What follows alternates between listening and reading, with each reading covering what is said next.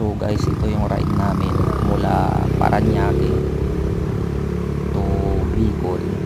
Dalawa lang kami dyan, yung Kangkasos sa Miyos Forte ito. Tapos nagating kami sa binyag na nakanakan ko. Yan yung pare ko, nakahilog rin kasi taga Bicol talaga siya. Bali Sabado po na araw yan.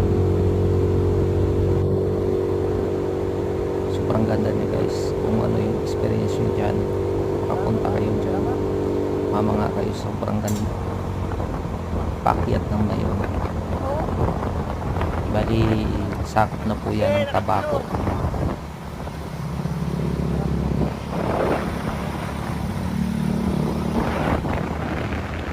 Saya namin tatlo dyan.